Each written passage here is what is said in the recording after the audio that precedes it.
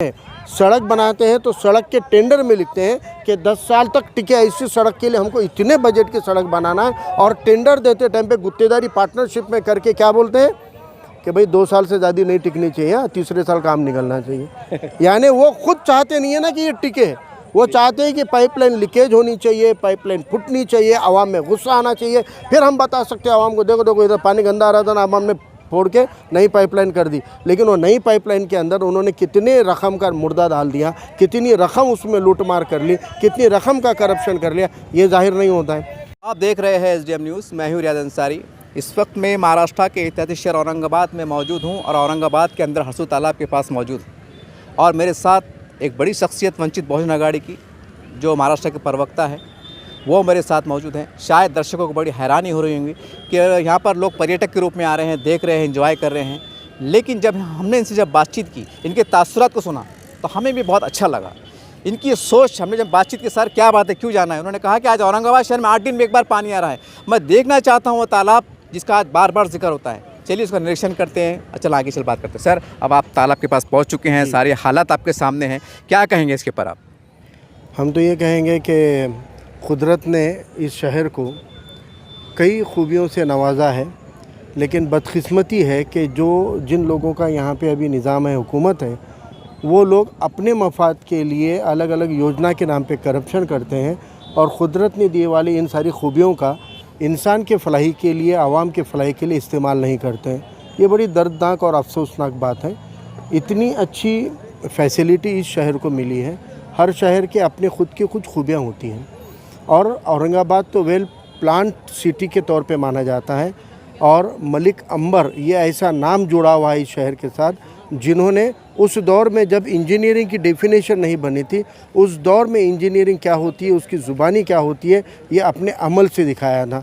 और इतना सब ये शहर को, ये ज़िले को मिलने के बावजूद आज हम देखते हैं कि आवाम जो इस ज़िले में रहती है, जो आम लोग रहते हैं, वो मज़हब के आड़ में, ज़ात के आड़ में और कोई ना कोई ऐसी आड़ के अंदर सियासत का और नफ़रत का हिस्सा बन रहे हैं, और अपनी ख़ुद की असल ज़िंदगी की जो उनकी बेसिक नीड है, रिक्वायरमेंट है, वो उससे मोहताज होते जा रहे हैं। तो ये दर्दनाक है, मुझे लगता है काफ़ी अफसोस की बात है।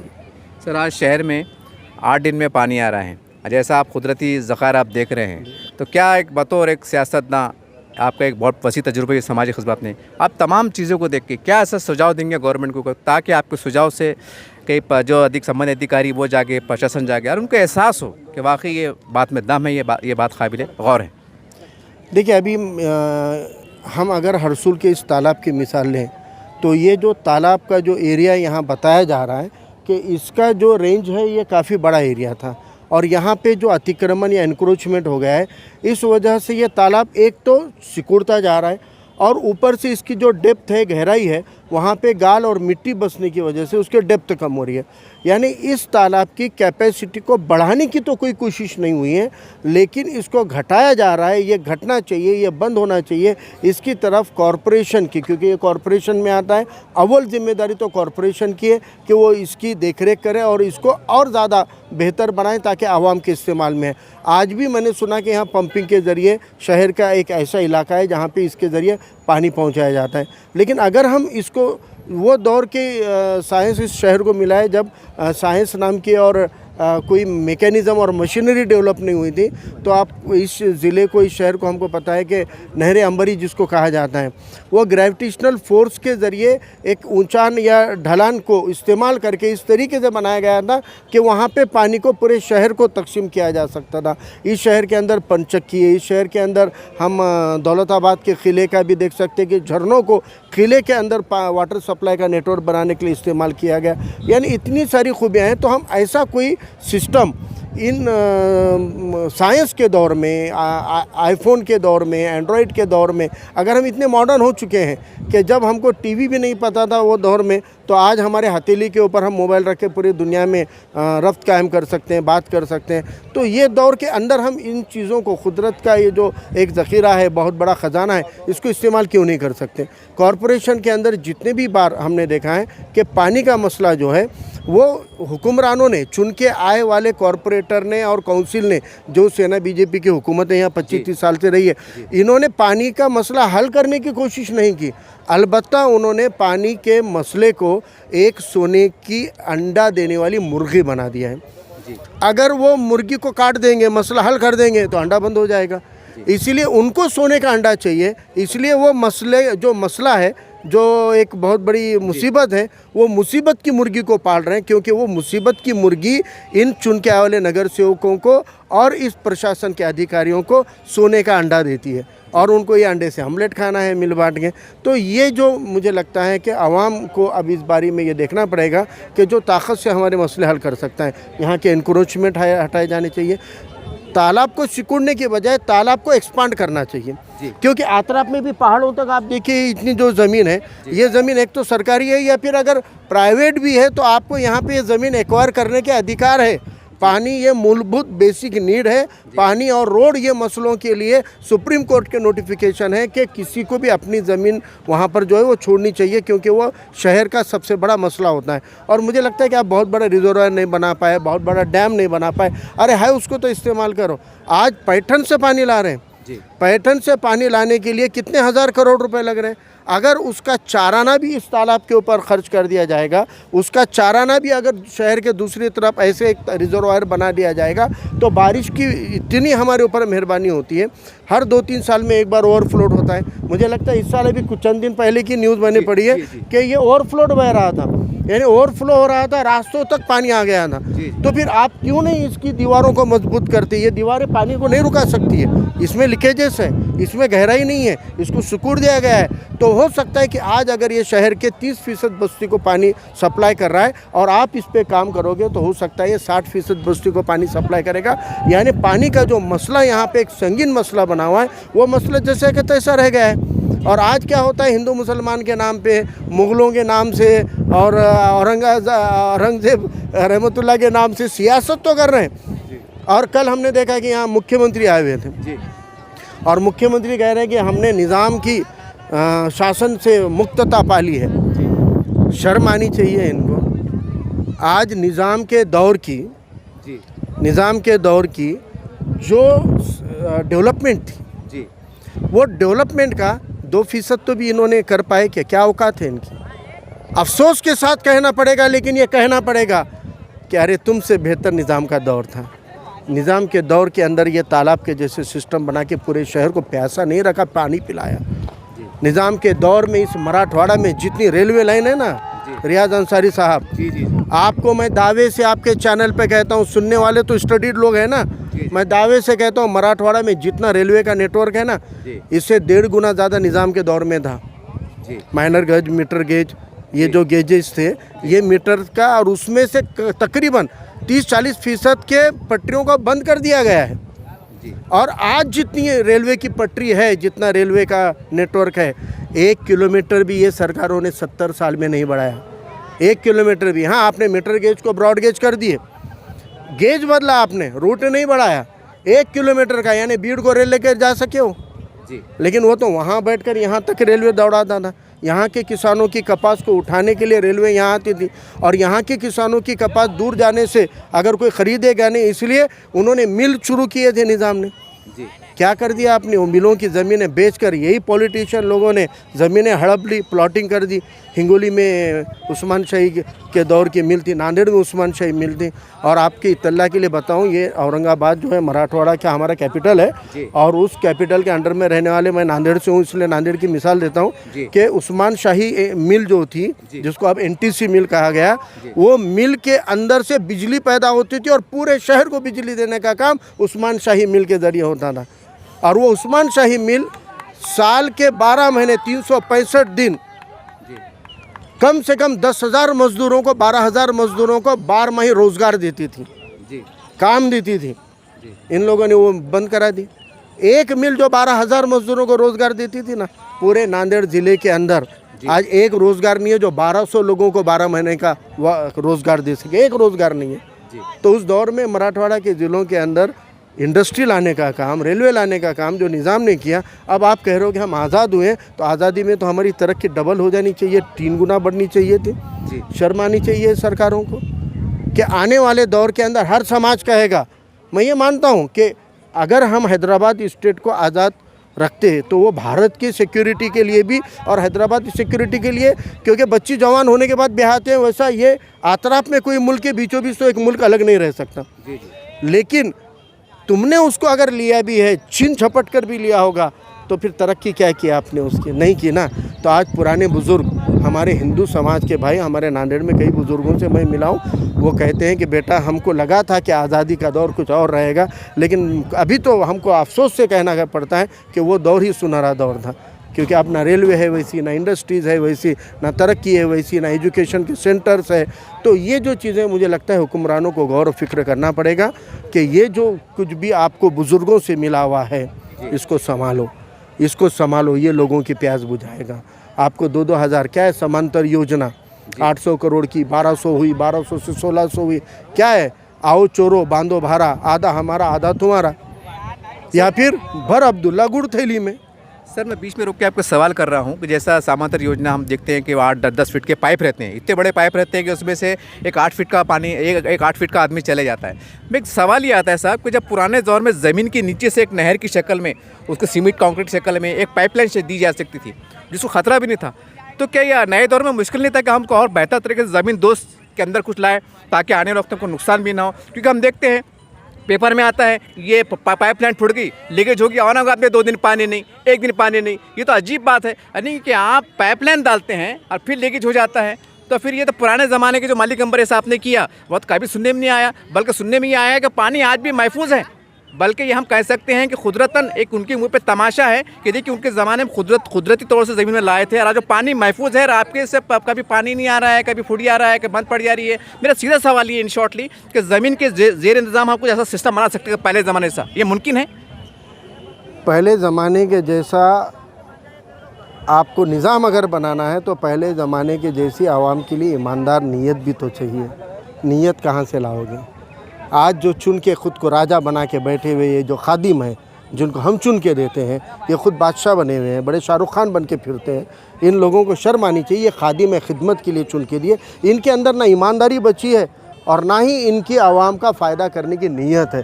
क्योंकि आज ये कोई चीज़ ख़रीदते हैं, सड़क बनाते हैं तो सड़क के टेंडर में लिखते हैं कि 10 साल तक टिके ऐसी सड़क के लिए हमको इतने बजट की सड़क बनाना है, और टेंडर देते टाइम पे गुत्तेदारी पार्टनरशिप में करके क्या बोलते हैं कि भाई 2 साल से ज़्यादा नहीं टिकनी चाहिए, तीसरे साल काम निकलना चाहिए। यानी वो खुद चाहते नहीं है ना कि ये टिके, वो चाहते हैं कि पाइपलाइन लीकेज होनी चाहिए, पाइपलाइन फूटनी चाहिए, आवाम में गुस्सा आना चाहिए। फिर हम बता सकते हैं आवाम को, देखो देखो इधर पानी गंदा आ रहा था ना, आवाम ने फोड़ के नई पाइपलाइन कर दी। लेकिन वो नई पाइपलाइन के अंदर उन्होंने कितने रकम का मुर्दा डाल दिया, कितनी रकम उसमें लूट मार कर ली, कितनी रकम का करप्शन कर लिया, ये जाहिर नहीं होता है। बल्दिया के अंदर अगर आप कभी जाओ रियाज साहब, तो चाय मत पीना। क्यों साहब? बिल्कुल मत पीजिएगा, क्योंकि वो चाय हमारे लिए इसलिए भी हराम हो जाती है क्योंकि वो एक कप चाय जो आपको बाहर गाड़े पे 5 रुपए में और बड़े रेस्टोरेंट में 10 रुपए में मिलती है, आपकी चाय का बिल 100 रुपये बन के लगता है बाद में वहाँ पे। यानी 10 रुपये की चीज़ को 100 रुपये में रिकॉर्ड पे लेने की ये जो सिस्टम बनी हुई है बल्दिया की, महानगर पालिका की, ये सिस्टम करप्शन का एक बड़ा अड्डा है। इसीलिए हम आवाम के नुमाइंदे चुनते वक्त हमको अच्छी नीयत के लोगों को, अच्छे समूह को, अच्छे ग्रुप को साथ में लेना पड़ेगा और उनके अंदर नीयत हो आवाम का काम करने की। मैं यकीन के साथ कहता हूँ, पैठन का पानी लाए बिना भी महानगर पालिका के हद के अंदर औरंगाबाद की आवाम को हर रोज़ पानी सप्लाई किया जा सकता है। नीयत होनी चाहिए। आज महाराष्ट्र में और मराठवाड़ा में, महाराष्ट्र के दिगर विभागों के रीजन के ज़रिए अपने मराठवाड़ा में पानी कम होता है जी, लेकिन 900 मिलीलीटर पानी का काउंट किया जाता है। हमसे 1/3 पानी राजस्थान में सप्लाई होता है जी। लेकिन राजस्थान में सूखा नहीं पड़ता। जहाँ हमारे से यानी जहाँ 300 मिलीमीटर का पानी चेक होता है वहाँ पर सूखा नहीं है, और उससे 3 गुना ज़्यादा हमारे मराठवाड़ा में 900 मिलीमीटर तक का पानी काउंट किया जाता है। हमारे पास सूखा है, क्यों है? क्योंकि ये कुदरती नहीं है, इसको आसमानी सूखा नहीं कहेंगे जी, ये सुल्तानी सूखा है। क्योंकि जब तक सुल्तानी सूखा नहीं लाया जाएगा तब तक टैंकर की माफियागिरी हम कैसे करेंगे जी। क्योंकि टैंकर जो है ना कमीशन पे चलते हैं ना, टैंकर के जो गुत्तेदार है उनके ऑफिसर से लेकर नगर सेवकों तक लागे बंदे लगे हुए हैं, इनका कमीशन आता है, इनके उसके घर भरते हैं उसके ऊपर से। अगर आपको पानी सप्लाई मिल जाएगा तो फिर टैंकर का टेंडर कैसा करेंगे हम? फिर हम ये योजना का नाम लेकर और अलग अलग स्कीम का नाम लेकर कॉरपोरेशन का फंड, अभी इसके लिए नवंबर महीने में हमारे शहर अध्यक्ष जलील साहब ने एक मेमोरेंडम दिया था कि आप इस तालाब की गहराई को बढ़ाओ और इसके पास में फिल्ट्रेशन प्लांट लाओ। लोग पानी क्यों नहीं चाह रहे यहाँ का? वो इसलिए ये पानी सप्लाई का पीछे कुछ विरोध भी हुआ था कि ये पानी हमारे को मत दो, पैठन का पानी दो। इसकी वजह ये थी कि ये पानी इतना गंदा सप्लाई कर रहे हैं और इतनी गंदगी के साथ सप्लाई होता है, लोगों को नहीं चाहिए। आप एक फिल्ट्रेशन प्लांट यहाँ बनाओ और इसकी डेप्थ बढ़ाओ। इसका एक मेमोरेंडम जो शहर अध्यक्ष है वंचित बहुजन आघाड़ी के जलील साहब ने नवंबर में दिया, उसका फॉलोअप अप्रैल में किया, मई में किया और उसके बाद में यहाँ पर 170 करोड़ रुपए इसके लिए पहले देने का वादा किया गया और शायद 2 महीने पहले 270 करोड़ का इजाफा करके इस तालाब के पास में फिल्ट्रेशन प्लांट का एक ये किया गया। लेकिन फिल्ट्रेशन प्लांट अगर आप सूखी हो गई थी ना 2 साल पहले, 2-3 साल पहले, पानी सूख जाएगा, तालाब में पानी नहीं रहेगा तो फिल्ट्रेशन प्लांट का क्या अचार डालेंगे क्या? इसलिए आप इसको इस तरीके से बनाइए कि कम बारिश में भी ये तालाब भरा रहे और इस तालाब का ज़्यादा मियाद तक, ज़्यादा दिनों तक लोगों को फ़ायदा हो, उससे फ़ायदा पहुंचा जा सके। और वो करना है अगर, तो आपको ये सारे जो चारों तरफ से पहाड़ों से घिरा हुआ ये तालाब है, आपको ये ज़मीन को एक्सपांड करना पड़ेगा, इसकी गहराई को बढ़ाना पड़ेगा, इसका स्लोप आप इस दिशा में लो या उस दिशा में लो, इन दीवारों को मजबूत करना पड़ेगा ताकि लीकेज ना हो और इसकी गहराई को बढ़ाना पड़ेगा, इसमें का गाल निकालना पड़ेगा जिससे कि स्टोरेज की कैपेसिटी को बढ़ाया जा सके। और ऐसा ही कोई तालाब शहर के उस डायरेक्शन में भी अगर हम बारिश के पानी को स्टोर करने का बना लेते हैं तो औरंगाबाद पानी के मसले पे खुद के पैरों पे खड़ा हो सकता है। लेकिन काउंसिल के अंदर चुन के जाने वाले लोगों की नीयत होनी चाहिए, ना तो पैसों की कमी है ना तो पानी की कमी है। अगर वाकई कुछ कमी है तो ये चुन के गए वाले लोगों की नीयत की कमी है। सर एक सवाल है कि मेरा आखिरी सवाल है सर, औरंगाबाद में रफ़ीक ज़करिया साहब का नाम बहुत तरक्याती कामों के लिए जाना जाता है, पहचाना जाता है और उनके दौर में जो काम हुए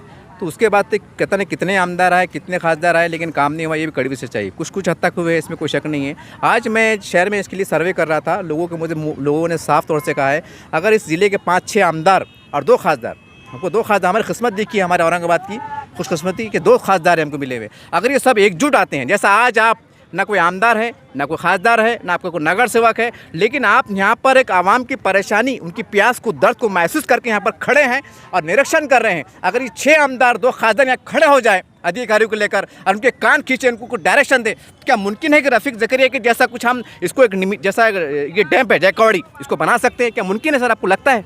हाँ मुमकिन है, लेकिन मैंने कहा ना कि रफ़ीक ज़करिया साहब के दौर में उनको एक विज़न था और उनकी नीयत थी कि आवाम को फ़ायदा हो और आवाम का उतनी उनके ऊपर एक मोहब्बत का प्रेशर था। आज ये मोहब्बत करने के काबिल तो रहे नहीं हैं, चाहे कोई आमदार हो खासदार हो। ये लोग अपना अपना मफाद, अपने अपने आप को चमकाने की फिराक में है। तो मुझे लगता है कि आज पब्लिक को एक प्रेशर बनाना पड़ेगा, इनको लगाम डालकर कस कर इनको हमको उस दिशा में ले जाना पड़ेगा, उनसे ये काम करवाने पड़ेंगे।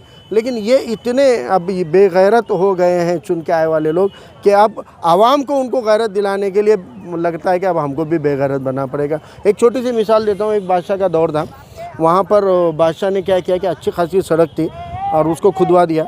बोले कि लोगों के अंदर बोले बगावत आनी चाहिए, लोगों के अंदर ज़िंदा एहसास है कि नहीं है, मेरी आवाम रियाया ज़िंदा है कि नहीं है देखने के लिए अच्छी सड़क को खुदवा दिया। लोग खड्डे में से उतर के जाने लगे और कोई शिकायत नहीं कर रहा। उन्होंने शिकायत की पेटी रख के कहा कि अगर आपको कोई शिकायत है बादशाह तक करनी है तो ये पेटी के अंदर आपकी शिकायत का ख़त डालो।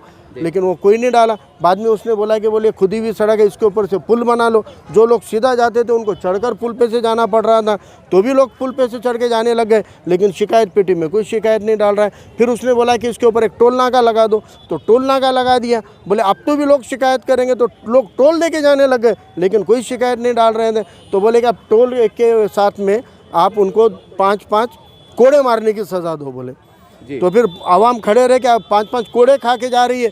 और एक दिन वो पेटी के अंदर एक शिकायत आ गई। अच्छा। बादशाह झूमने लगा, बोले वाह वाह, कोई तो जिंदा आवाम है मेरे पास, मेरी रियाया में, मेरे आवाम में, मेरी जनता में, उसमें जिंदा है, ज़मीर है, एहसास है। और एक शिकायत करता मिला है, बोले बा आवाज़ बुलंद ये शिकायत पढ़ी जाए।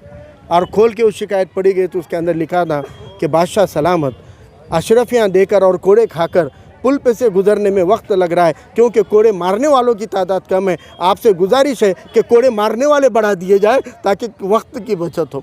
ये शिकायत की उन्होंने। ये नहीं की कि कोड़े की सज़ा बंद करो, ये गैर इंसानी है। ये नहीं कहा कि आप ये अशरफिया लोग के टोल क्यों लगाए, हटा दो। ये नहीं कहा कि पुल की ज़रूरत क्या, सीधी सड़क थी तो उस पर पुल क्यों बनाया, चढ़ के जाना पड़ा, ये हटा दो। नहीं कहा। आवाम को अब ये रोल में से बाहर आना पड़ेगा। आवाम को अब बगावत करनी पड़ेगी, आवाम को लड़ने के लिए सामने आना पड़ेगा। और ये लड़ाई कोई एक तबका, एक समाज नहीं कर सकता है। औरंगाबाद के शहर के हम तमाम तबकों को, मेरे हिंदू भाइयों को भी कहना चाहता हूँ कि आप निज़ाम से मोहब्बत करोगे, नफ़रत करो, लेकिन उनके दौर की स्टडी करो और मेरे सवाल का जवाब दो कि आपने एक कारखाना तो भी बढ़ाया है क्या?